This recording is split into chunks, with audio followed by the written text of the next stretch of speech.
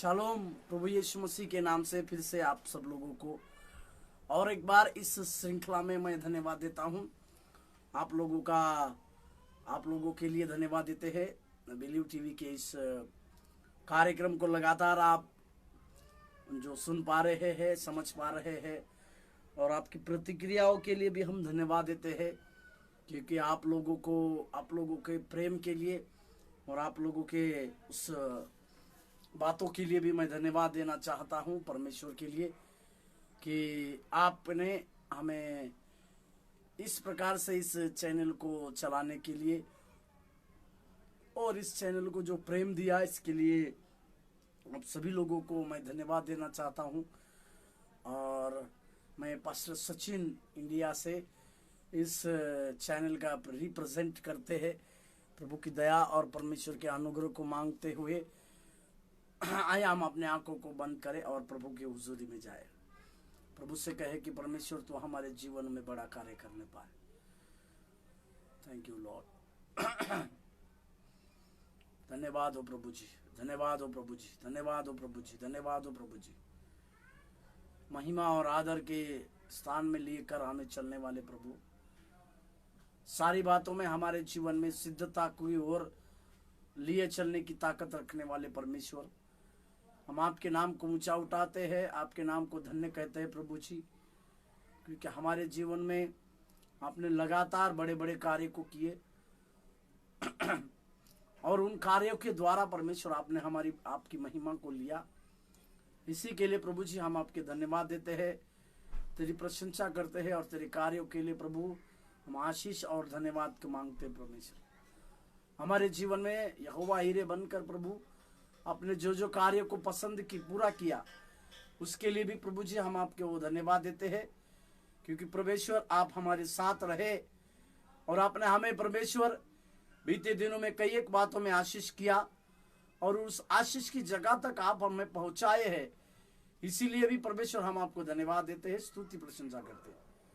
इस सत्र में प्रभु जी तेरी और नई महिमा हमारे बीच में आने के लिए प्रार्थना करते हैं। आशीष दी यीशु मसीह के नाम से मांगते हैं, आमीन।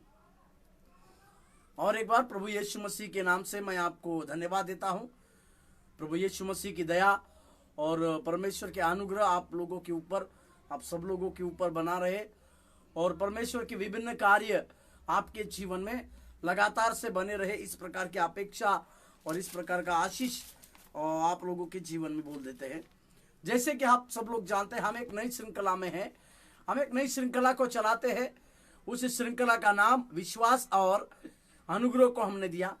लगातार 5 दिनों से हम विश्वास और विश्वास के कुछ मूल तत्वों को, नए नियम के 4 मूल तत्वों को जो हम सीख रहे थे, उन 4 तत्वों को हमने सीखा और इसके बाद हम कुछ बातों को और सीखने पर है और फिर बाद में हम कुछ उस अनुग्रह के बारे में सोमवार से लेकर हम कुछ अनुग्रह को लेकर, अनुग्रह की बातों को लेकर हम कुछ समझेंगे और परमेश्वर के वचनों के द्वारा मैंने आपको दिखलाने की कोशिश किया कि एक व्यक्ति को उद्धारकर्ता के रूप में अगर आना है तो उसको प्रभु यीशु मसीह के द्वारा ही उद्धार को वो ला सकता है।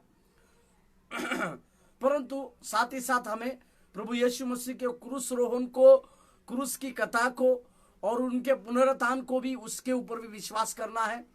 मैंने आपको ये बतलाने की कोशिश की थी कि विश्वास जिसमें मन फिराव की क्रिया शामिल है और उसमें से 4 मूल तत्वों को हम लगातार कुछ दिनों से सीखे, समझे और उसमें से हम कुछ परमेश्वर की दया के चलते हम उन कुछ बातों को समझने के लिए परमेश्वर ने हमें दया दिखाया और मदद किया।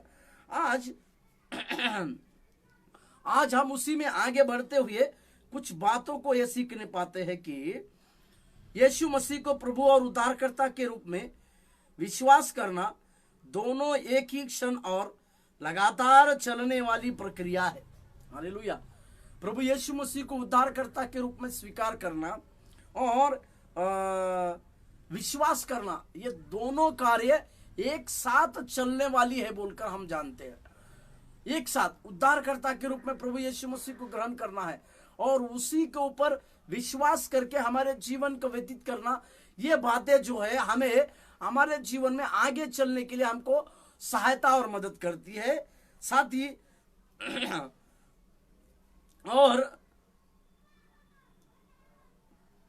अवश्य ही बलवंत होते हुए बढ़नी चाहिए। यीशु मसीह में जैसे यूहन्ना की किताब उसका 1 अध्याय के 12वें वाक्य में इस प्रकार से लिखा हुआ है, जितनों ने उसको ग्रहण किया उतनों को वो अपनी संतान होने का अधिकार देता है, अर्थात जिनको जो उसके ऊपर विश्वास रखते। इसका मतलब विश्वास रखने की क्रिया और उद्धार की क्रिया, ये दोनों साथ साथ चलने वाली क्रिया है।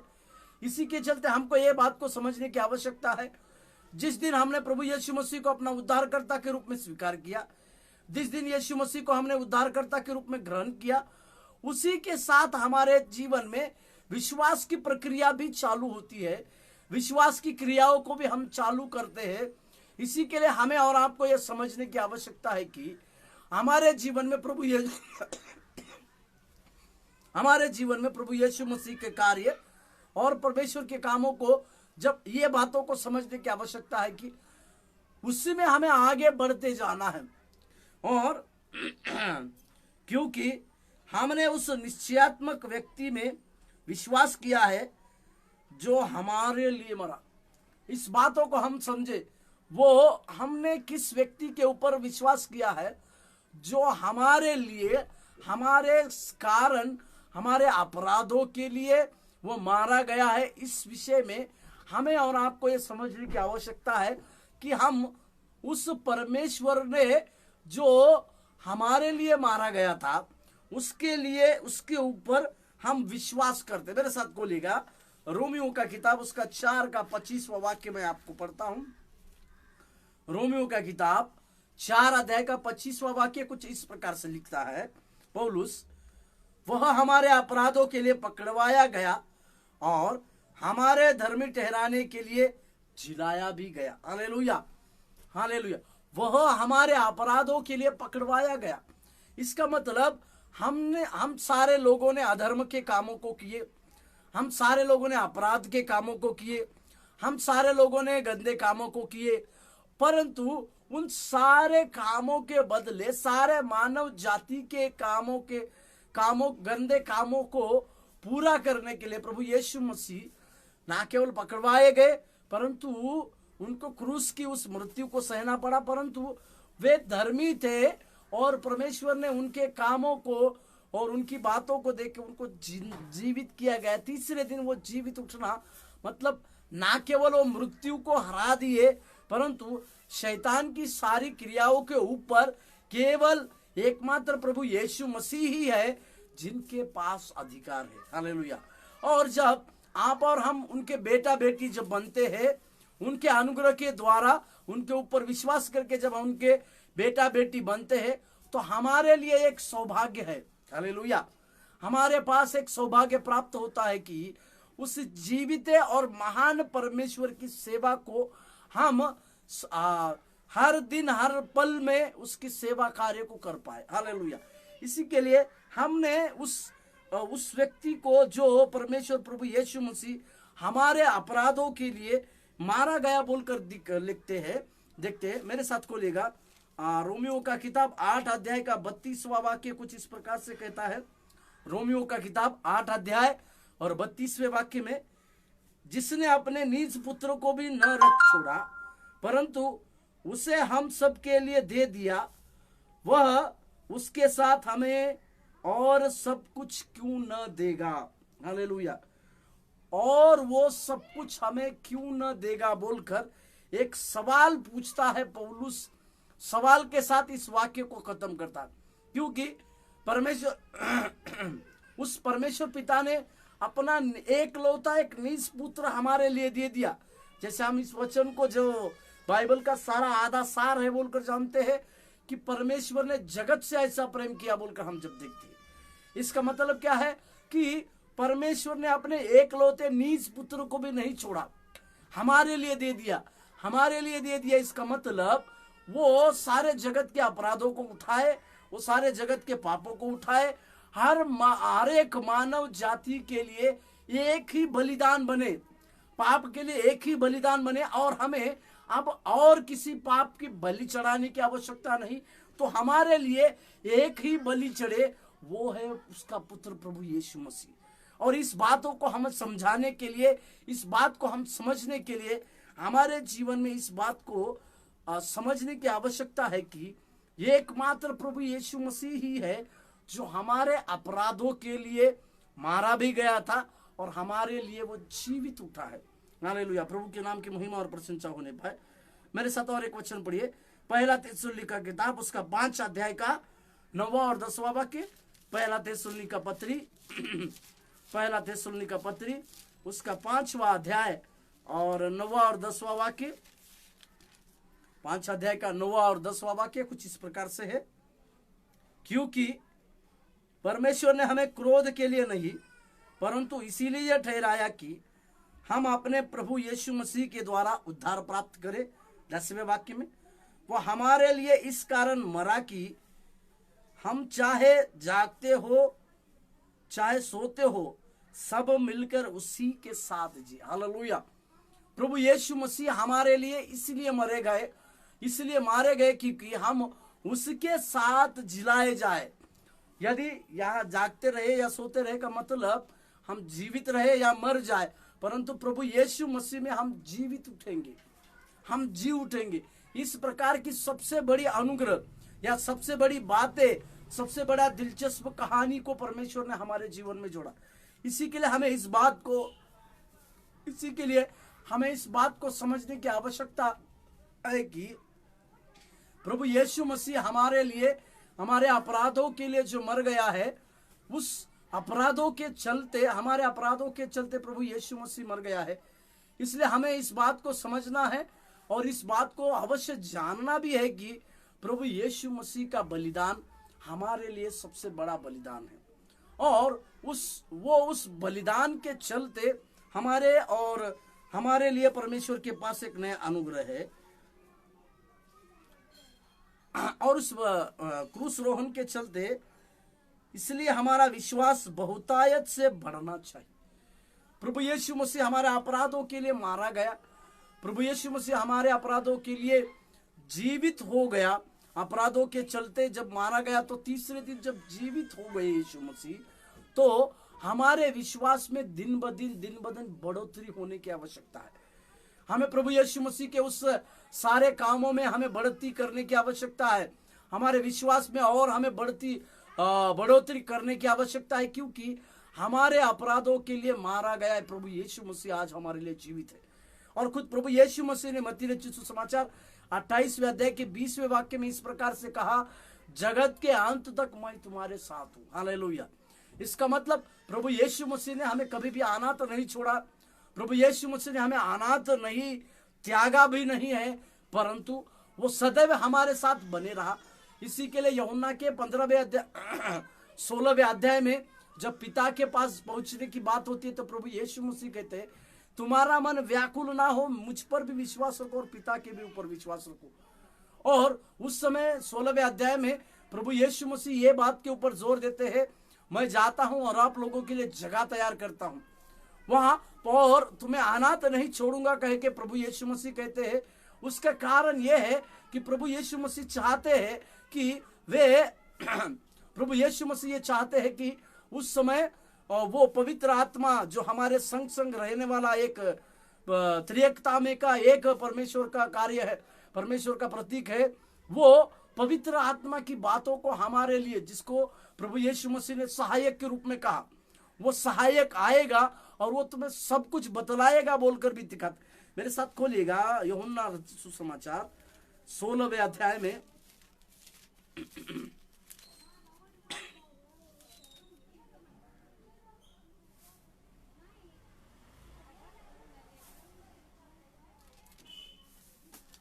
मेरे साथ खोलिएगा यूहन्ना रचित सुसमाचार 14वें अध्याय और उसमें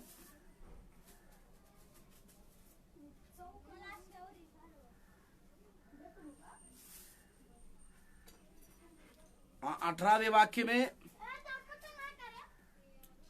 उसके पहले यूहन्ना रचित सुसमाचार उसका 14वां अध्याय और उसका 16 और 17 पद में इस प्रकार से लिखा हुआ है, मैं पिता से विनती करूंगा और वह तुम्हें एक और सहायक देगा कि वह सर्वदा तुम्हारे साथ रहे। 17 अर्थात सत्य की आत्मा, जिसे संसार ग्रहण नहीं कर सकता, क्योंकि वह न उसे देखता है और न उसे जानता है। तुम उसे जानते हो क्योंकि वह तुम्हारे साथ रहता है और और वह तुम में होगा। हालेलुया। ये सत्य की आत्मा बोलकर प्रभु यीशु मसीह जो बात को कहते हैं वो क्या है? वो सत्य की आत्मा मतलब परमेश्वर यीशु मसीह पवित्र आत्मा की बातों को इस जगह पर कहते हैं। और पवित्र आत्मा की बातों को इस जगह पे कहना मतलब परमेश्वर के कार्य, और परमेश्वर ने हमें आना तो नहीं छोड़ा बोलकर प्रभु इस जगह पे दिखाते हैं। और परमेश्वर इसीलिए हमारे जीवन में हमें हर दिन बढ़ते उसके विश्वास में बढ़ते रहने की आवश्यकता है। जब हम इस बात को याद रखते हैं कि परमेश्वर ने हमें आना तो नहीं छोड़ा है, परमेश्वर ने हमारे लिए एक पवित्र आत्मा जो सहायक है, उस सहायक के रूप में हमें भेजा है। और उस सहायक को, जब वो सहायक हमें कभी छोड़ेगा नहीं, हमारे संग संग रहने वाला सहायक है, इस बातों को जब आप और हम समझते हैं तो अवश्य हमें इस बात को जानना है कि हमें उसके विश्वास में, प्रभु यीशु मसीह के विश्वास में लगातार दिन ब दिन बढ़ते रहने की आवश्यकता है। मेरे साथ खोलिएगा रोमियो का किताब 4 अध्याय का 20वां वाक्य मैं आपके लिए पढ़ता हूं। रोमियो का किताब 4 अध्याय का 20वां वाक्य, 4 अध्याय का 20वां वाक्य वो कहता है, और न अविश्वासी होकर परमेश्वर की प्रतिज्ञा पर संदेह किया, पर विश्वास में दृढ़ होकर परमेश्वर की महिमा की। हालेलुया। विश्वास में दृढ़ होकर, यहां पर उस अब्राहम के बारे में पौलुस एक उदाहरण के रूप में दिखता है। और अब्राहम को परमेश्वर ने जब उस चीज के लिए उसके लिए वह जब विश्वास करके समझा, अब्राहम को परमेश्वर जब एक संतति देने की बातों को जब कहा, तो उसको स्वीकार करने के लिए अब्राहम और उसकी पत्नी सारा हिचकिचाते थे, परंतु परमेश्वर ने उनके विश्वास को बढ़ाने के लिए उनको ना केवल संतति दिया, परंतु उसके कामों के चलते वे उनको धर्मी भी ठहराया। क्योंकि 17वें वाक्य में अगर आप पढ़ते हैं तो उसमें ऐसा लिखा हुआ है, रोमियो का किताब 4 के 17वें वाक्य में, उसमें अब्राहम के बारे में लिखा है, जैसे लिखा है, मैंने तुझे बहुत सी जातियों का पिता ठहराया है, उस परमेश्वर के सामने जिस पर उसने विश्वास किया और जो मरे हुओं को जिलाता है, और जो बातें है ही नहीं उसका नाम ऐसा लेता है कि मानो वे है। हालेलुया।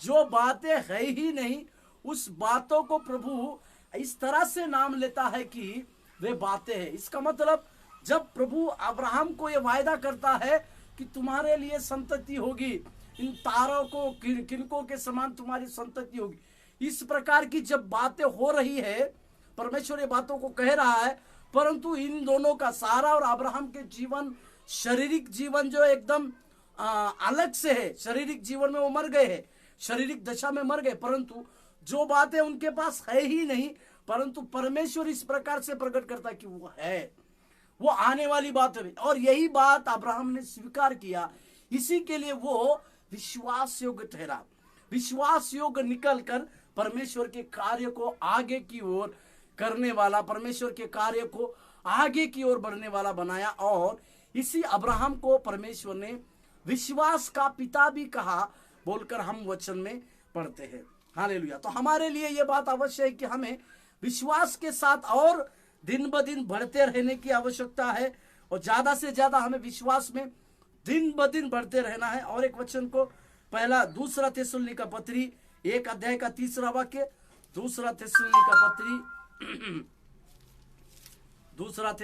पत्री उसका 1 अध्याय का 3 वाक्य, 2 थिस्सलुनीका पत्री 1 अध्याय का 3 वाक्य मैं आपके लिए पढ़ता हूं। हे भाइयों, तुम्हारे विषय में हमें हर समय परमेश्वर का धन्यवाद करना चाहिए, और यह उचित भी है, इसीलिए कि तुम्हारा विश्वास बहुत बढ़ता जाता है और तुम सबका प्रेम आपस में बहुत ही बढ़ता जाता है, और तुम सबका प्रेम आपस में बहुत ही बढ़ता जाता है। इसका अर्थ क्या है कि हमें भी हमारे प्रेम के साथ प्रभु यीशु मसीह के अनुग्रह को लेकर और परमेश्वर के उस कार्य को देखते हुए दिन ब दिन हमें परमेश्वर में विश्वास के साथ हमें और आगे बढ़ने की आवश्यकता है। विश्वास के साथ हमें और जीवन को बिताने की भी आवश्यकता है। विश्वास के साथ हमारे जीवनों में परमेश्वर के क्रियाओं को करने की भी हमें आवश्यकता है। पहला पतरस का किताब उसका 1 अध्याय का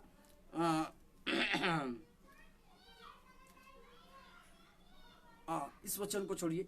परमेश्वर के उस मतलब हमें विश्वास में और दिन ब दिन बढ़ते रहने की आवश्यकता है। साथ ही विश्वास और आज्ञा मानना भक्ति और समर्पण की ओर बढ़ाता है। विश्वास और आज्ञा मानना भक्ति और समर्पण की ओर हमें लेकर जाता है। भक्ति और समर्पण की ओर, जैसे हमने कल के दिन में देखा, उसी तरह से विश्वास करना और आज्ञा मानना यह हमें भक्ति और हमारी समर्पण की सेवकाई को लेकर चलता है। मेरे साथ खोलिएगा रोमियो का किताब उसका 14 अध्याय का 8वां वाक्य। रोमियो का किताब 14 अध्याय 8वां वाक्य वो इस प्रकार से कहता है, यदि हम जीवित है तो प्रभु के लिए जीवित है, और यदि मरते हैं तो प्रभु के लिए मरते हैं। अतः हम जिए या मरे हम प्रभु के लिए ही है। हालेलुया। इसका मतलब हमारा विश्वास करना, हमारी आज्ञा मानना, ये हम भक्ति और समर्पण की ओर हमें बढ़ाता है। जो व्यक्ति विश्वास करता है, परमेश्वर की क्रियाओं के ऊपर विश्वास करता है, परमेश्वर के कार्य के ऊपर विश्वास करता है, उस व्यक्ति के जीवन में भक्ति और समर्पण भी आगे लिए चलता है। भक्ति की बातें आती है और समर्पण की भी बातें उसके जीवन में लगातार चली आती है। इस बात को हम कभी नहीं भूलना चाहिए। मेरे साथ खोलिएगा दूसरा कुरिन्थियों का पत्री 5 का 15। दूसरा कुरिन्थियों 5 अध्याय का 15वां वाक्य। दूसरा कुरिन्थियों का पत्री 5 अध्याय का 15वां वाक्य वो इस तरह से है, और वह इस निमित्त सबके लिए मरा कि जो जीवित है वे आगे को अपने लिए ना जिए, परंतु उनके लिए मरा और फिर से जी उठा। हालेलुया। इसका मतलब हमें विश्वास, आज्ञा मानना, भक्ति, ये समर्पण की बातों को दिखाती है। क्या समर्पण है हमारे लिए? इस बात को समर्पण करने की आवश्यकता है कि प्रभु यीशु मसीह हमारे लिए मारा गया है, इसीलिए हमारे जीवन में हम जब आगे जी रहे हैं, शारीरिक दशा में जब हम जी रहे हैं, तो हमारे लिए शरीर में हम नहीं जी रहे हैं, परंतु हमारे लिए प्रभु हमें परमेश्वर की आत्मा जीवित है, और परमेश्वर की आत्मा हम में चल रही है, परमेश्वर के कार्य हम में चल रहे हैं, और उसी परमेश्वर की आत्मा के साथ हमें लगातार चलने की आवश्यकता है, समझने की आवश्यकता है, और अपने आप में आज्ञा मानने की आवश्यकता है, भक्ति के साथ रहने की आवश्यकता है, और समर्पण के साथ भी रहने की हमें आवश्यकता है। हालेलुया। प्रभु यीशु मसीह का धन्यवाद हो, परमेश्वर पिता का धन्यवाद हो, क्योंकि परमेश्वर लगातार हमें लिए चलता है। और एक वचन को और एक बात को मैं आपके लिए कहूं, भक्ति और समर्पण प्रभु यीशु मसीह के लिए तीव्र व्यक्तिमत्व, मिलाप और प्रेम को बढ़ाता है। हालेलुया। मतलब जो भक्ति और समर्पण की बातें होती है, भक्ति और समर्पण प्रभु यीशु मसीह के लिए एक तीव्र व्यक्तिमत्व, मिलाप के साथ प्रेम को दर्शाता है। मतलब जो भक्ति करते हैं, जो समर्पण का जीवन को जीते हैं, वे लोगों के पास, उन लोगों के पास एक यीशु मसीह के लिए एक तीव्र व्यक्तिमत्व के साथ प्रभु यीशु मसीह और प्रेम करने का भी अनुभव उनके पास पाया जाता है। ऐसे लोगों के पास पाया जाता है। मेरे साथ खोलिएगा फिलिपियों का पत्री 1 अध्याय का 21वां वाक्य। फिलिपियों का पत्री 1:21। फिलिपियों का पत्री 1 अध्याय का 21वां वाक्य। फिलिपियों का पत्री 1 अध्याय 21वें वाक्य में, क्योंकि मेरे लिए जीवित रहना मसीह और मर जाना लाभ। ये एक व्यक्तिगत परमेश्वर के लिए जबरदस्त प्रेम की बातों को यहाँ पर पौलुस वो अपने आप को ये कहता है कि मेरे लिए जीवित रहना मसीह, मर जाना मसीह है। ये मेरे साथ उसी वचन, क्योंकि मेरे लिए जीवित रहना मसीह है और मर जाना लाभ। मतलब वो व्यक्ति पौलुस अपने जीवन में इस प्रकार से प्रभु यीशु मसीह के ऊपर प्रेम कर रहा है। वो करता है कि यदि मैं मेरे लिए मर जाना ये लाभ है, और अगर मैं जीवित हूं तो मुझ में प्रभु यीशु मसीह, इस वाक्य को मैं इस प्रकार से को अपना व्यक्तिगत प्रेम प्रभु यीशु मसीह में इस प्रकार से खोए हुए हैं। अपने व्यक्तिगत प्रेम को इस प्रकार से हम दर्शाते हैं, इस प्रकार से पौलुस दर्शा रहे। इसका मतलब जो लोग भक्ति और समर्पण के साथ आगे चलते हैं उन लोगों के जीवन में परमेश्वर के लिए व्यक्तिगत प्रेम की भावना बहुत आती है। उन लोगों के लिए परमेश्वर के पास व्यक्तिगत प्रेम बहुत आता है। और एक वचन को पढ़ेंगे तो हमको समझे, उसी का 3 अध्याय का 8, फिलिपियों का पत्री 3 अध्याय 8 से लेकर 10 वाक्य तक, 8वां वचन। वरन मैं अपने प्रभु यीशु मसीह को पहचान की उत्तमता के कारण सब बातों की हानि समझता हूं, जिसके कारण मैंने सब वस्तुओं की हानि उठाई और उन्हें कूड़ा समझता हूं, जिससे मैं मसीह को प्राप्त करूं। 10वें वाक्य को मैं आपके ऊपर केंद्रित करना चाहूं, ताकि मैं उनको और उसके मृत्युजय की सामर्थ को और उसके साथ दुखों में सहभागी होने के मर्म को जानूं और उसकी मृत्यु की समानता को प्राप्त करूं। ये 8-9वें वाक्य में पौलुस क्या कहता है? अपनी व्यक्तिगत दशा में सबसे बढ़कर प्रभु यीशु मसीह को प्रेम करने की बातों को हमें सिखाते हैं। जो व्यक्ति विश्वास करता है, आज्ञा मानता है, भक्ति के साथ उसके पास समर्पण है, उसके अंदर एक तीव्रता आती है प्रभु यीशु मसीह के ऊपर प्रेम करने की। उसके बाद एक तीव्र बातें आती है जो प्रभु यीशु मसीह को सबसे ज्यादा प्रेम करने की बातें आती है, सबसे ज्यादा परमेश्वर को खोजने की बातें आती है। और सारी बातों से बढ़कर प्रभु यीशु मसीह के पास प्रेम करने का बात उसके पास आता है। इस बातों को हमें समझना चाहिए और इस बातों को हमें जानने की भी आवश्यकता है। विश्वास, और एक बात, विश्वास मसीह में परमेश्वर के साथ एक नए संबंध को जोड़ता है और हमें परमेश्वर के दंड से विश्वास करने से हमें परमेश्वर के एक संबंध में जोड़ता है और हमें प्रभु परमेश्वर के आने वाले दंड से भी बचाता है। इस बातों को हम समझना चाहिए। मेरे साथ खोलिएगा रोमियो का पत्री 8 का पहला वाक्य। विश्वास करने के साथ जब हम विश्वास करते हैं, विश्वास करने के बाद हमें परमेश्वर एक प्रभु यीशु मसीह के एक संबंध में वो लाता है और साथ ही आने वाले परमेश्वर के दंड से भी हमें बचाता है बोलकर इस बात को हम विश्वास में समझने की आवश्यकता। 8 के पहले वाक्य में मैं आपके लिए पढ़ देता हूं।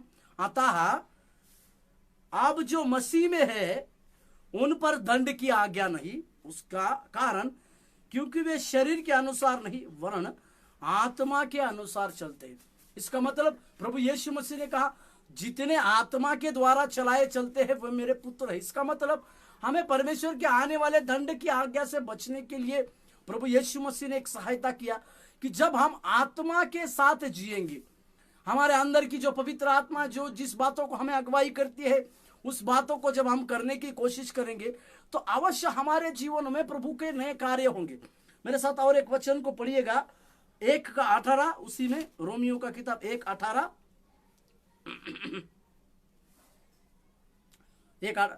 परमेश्वर का क्रोध तो उन लोगों की सब अभक्ति और अधर्म पर स्वर्ग से प्रकट होता है जो सत्य को अधर्म से दबाते हैं। हालेलुया।